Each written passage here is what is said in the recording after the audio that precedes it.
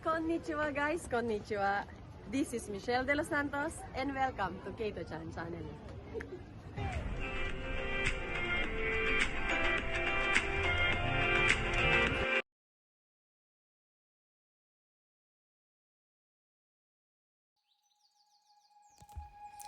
Alam nyo ba na ang Uniqlo ay nagsimula sa Japan?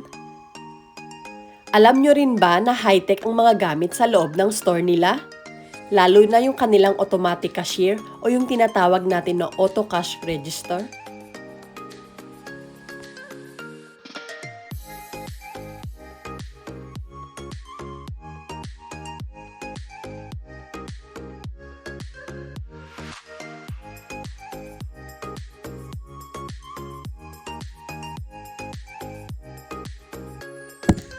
Noong May 1984, nag-open ang Yamaguchi-based company ng unisex casual wear store sa Hiroshima-ken, Japan sa ilalim ng pangalang UNIQLO Clothing Warehouse.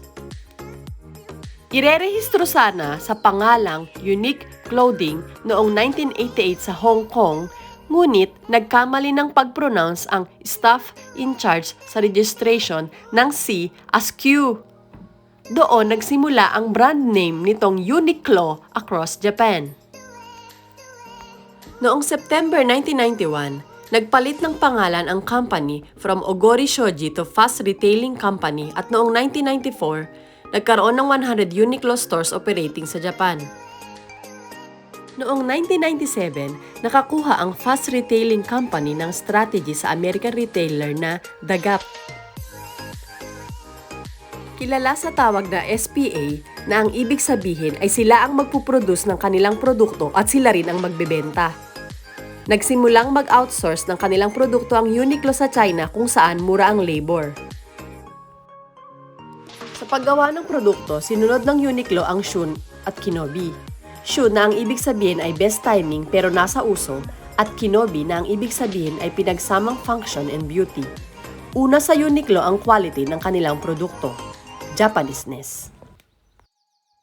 Noong November 1998, nagbukas ng first urban store sa Tokyo, Harajuku at noong 2001, umabot sa pinakamataas na benta at nagbukas pa ng 500 retail stores in Japan.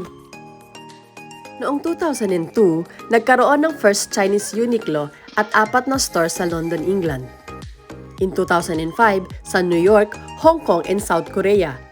At sa katapusan ng 2005, umabot sa 700 stores ang Uniqlo. Noong 2006, ang sales ay umabot sa $4 billion.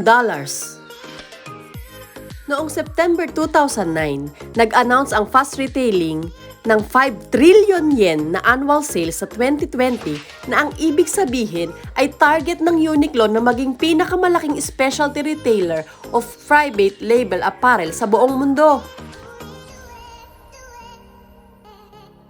Kaya naman hindi nakakapagtaka na high-tech ang mga gamit sa loob ng stores nila. Kaya halika na, silipin natin.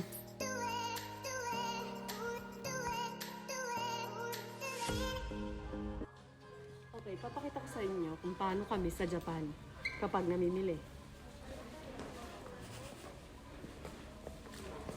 Kapag namimili kami, hindi uso dito yung plastic. Meron kaming tinatawag na eco bag. Ito yung ginagamit namin pag nagkakaimona or yung namimili nga. So, hindi lang sa supermarket, pati sa panamili. Sa mga gamit. Bawal ang plastic. So, mag-barbecue tayo.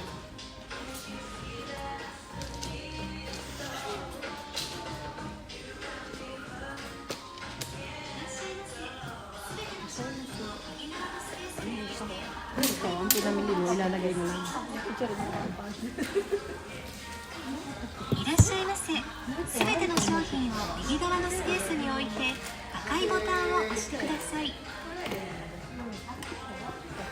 Ito nyo, pinatong ko lang ngayon.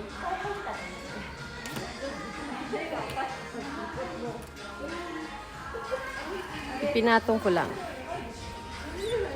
Tapos,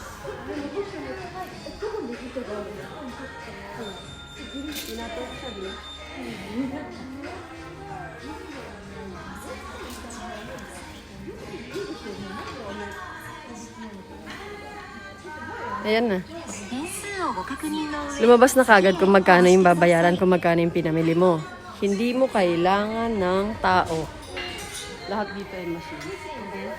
Next. May 8 points.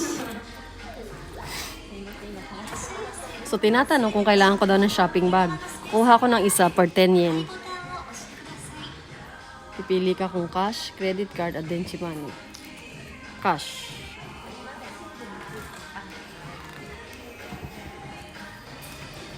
Ito yung cash.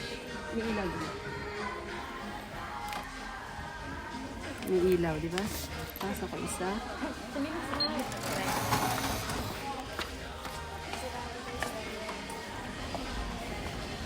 Dalawa. 130. One.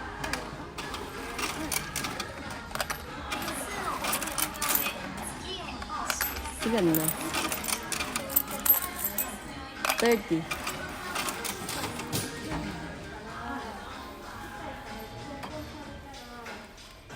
Babe, dito pala.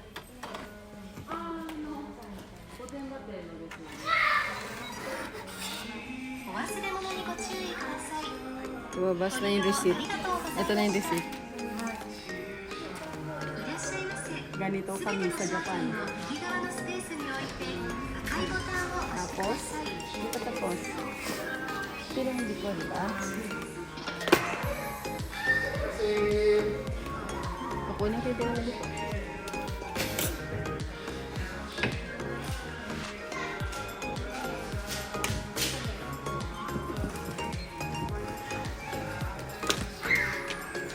Okay. Bumili ako kanina ng isang shopping bag.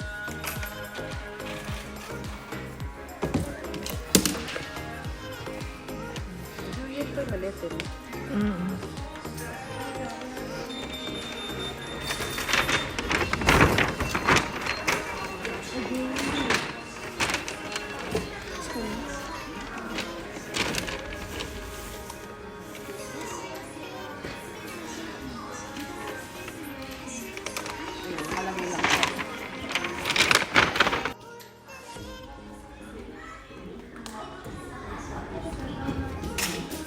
Ikaw ang maglalagay sa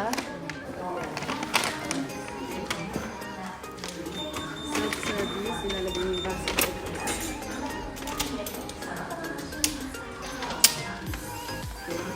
Pero gusto ko siyang ipagre-regalo ko na siya. So, ipaka-gift-wrap.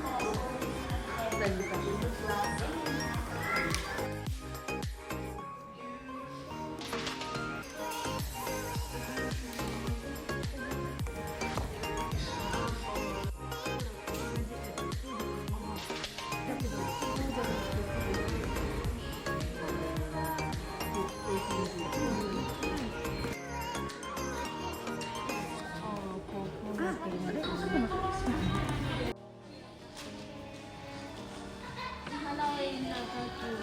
Mm. 3000円を買い物したら前は3本もらえました。 Misete sa may ba?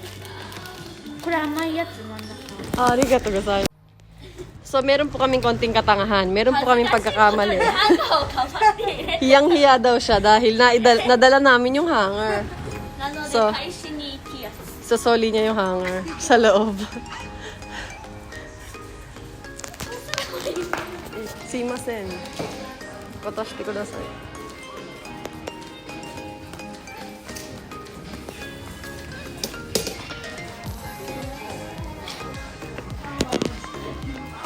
Simasen deshita.